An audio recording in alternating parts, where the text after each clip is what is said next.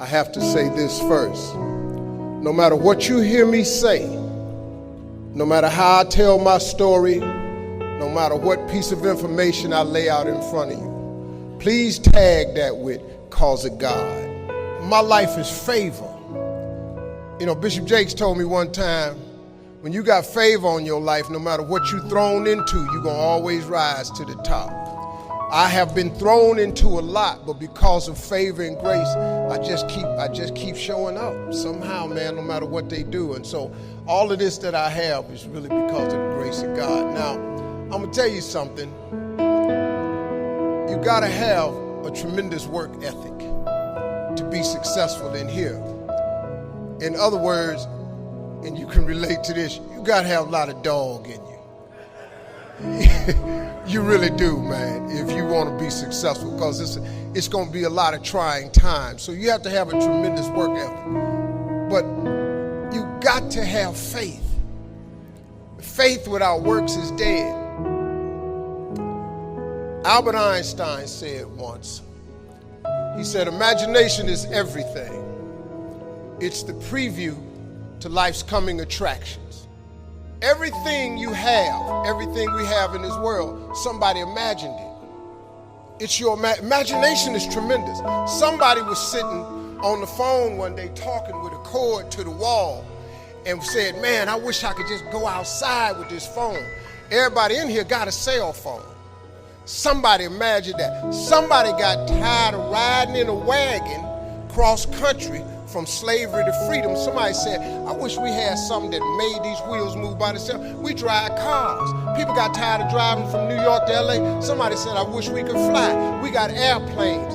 Imagination is everything. It's the preview to life's coming attractions. Your real life, the one God really got for you, is in your imagination. It is not in your current situation or your current paycheck. And if you've been living like that, you have then restricted yourself to a commonality that is really not yours. Because what really God got for you is really in your imagination. Faith is the substance of things hoped for and the evidence of things not seen. So when I told you a minute ago, you got to have a tremendous work ethic, but you got to have a lot of faith. I talk to so many people who get older, like some of us are, and they've lost their faith. Well, faith is really simple. Faith is the substance of things hoped for. All that means is in the beginning, you just hope something pop off. You know, you just kind of hope something happen for you. I was hoping I would get on TV. I wrote it on a piece of paper when I was 10. I want to be on TV. The problem I had when I wrote it at 10 was I suffered from a severe stuttering problem. I could not talk outside of my house. So can you imagine when I wrote on a piece of paper, I want to be on TV, and turned that in? But when I wrote it on the paper, it wasn't factual. It was just hoping. You just got to start with the hope. Faith is the substance of things that you hope for. You just hope something jump. Then what happened is, through grace and favor, he give you a couple of them things you hope for, and then you're supposed to start believing then. Because now it turns into faith. But if you take this scripture, faith is the substance of things hoped for and the evidence of things not seen. What is the evidence of things not seen? I just told it to you. Albert Einstein said, imagination is everything. It's the preview to life's coming attraction. But guess what? Your imagination really is.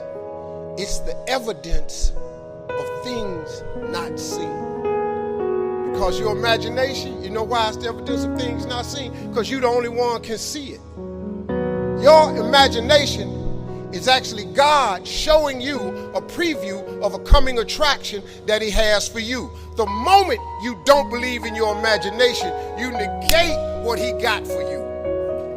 Your imagination is the preview to life's coming attraction. It is the evidence of things not seen, because can't nobody see it with you. Your problem is you keep telling your imagination to the wrong people. See, if you want to kill a big dream, tell it to a small-minded person. It's dead. How many times, man, have you had a tremendous idea, something you thought was the one, and you went and told it to your loved ones and your so-called friends, and they shot it down. I mean, you was convinced that it was just, oh man, I just came to you.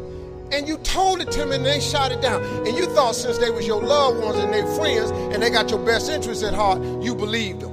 You was wrong. You let them talk you out of what God got for you. Some of y'all still sitting here with the ambition of opening a business one day, but you scared to go start the business because you got a job and you got bills. Rich people got bills. Everybody got bills. Hell, I got bills. Everybody owes somebody something. I got something with the bank right now. You're going to let the fact that you got some bills stop you from opening the business, the thing that God done put in your imagination? So you're going to squash that because you got bills. Everybody got bills. Your real life is in your imagination. Can you grab what I'm telling you? So I don't know what you thought I was going to say to you. I'm just a real dude. I don't even have the education you all have. I flunked out of school. I ain't got no education. I don't use 4-syllable words. What I'm sharing with you is stuff that everybody can apply today. If you're sitting in here thinking that you're too old to listen to what Steve, hell, I'm 60. But I still rely on my imagination. See, if you think you're too old to make it, let me give you a prime example. Colonel Sanders. Colonel Sanders has been frying chicken his whole life. He was telling everybody he had the best chicken in the world. Ain't nobody believe him. They turned him down everywhere. Colonel Sanders didn't get a franchise till he was in his 60s. Kentucky Fried Chicken sell more chicken than anybody in the world today. So if you're sitting there thinking because you got a little gray on you, and you too late, as long as God waking you up in the morning, that's the sign that he ain't through with you. So what you tripping for? You sitting up in here like God can't do nothing for you because you 60. Man, you know what I'm asking God for right now? And I'm 60. If you could see my vision board, you would be blown away. Because I got enough right now. I really know. But I ain't in the need business. I'm in the want business. Ain't nothing wrong with wanting something. Quit going down to these churches y'all sitting up in here going down to, keeping you in these little boxes. God got a big life for you. The smallest scripture I ever read changed my life. The scripture is real simple. You have not because you ask not. Do you know the difference that could make in your life? I'm just giving you real talk now. I'm just trying to tell you how I got here. See, I have no education. See, you have not because you asked not. When the last time you really asked him for something? Or do you keep making requests that's inside the confines of your paycheck? When you gonna get outside of that? Didn't I just tell you God ain't in your paycheck? Didn't I just tell you he ain't in your job title? The life God got for you is in your imagination. Why you still imagine this stuff? Why you keep dreaming of a summer home? Why you keep dreaming of retirement, leaving your grandkids money? So I'm at the age now where I think about my grandkids. I got 7 TV shows. Dog, I only need one. One show pay me enough money. I just need one. I do not live my life in the confines of what anybody says to me. I let my imagination go, and the imagination is a preview to life's coming attraction. But what that really means is God showing you a preview of what he has for you.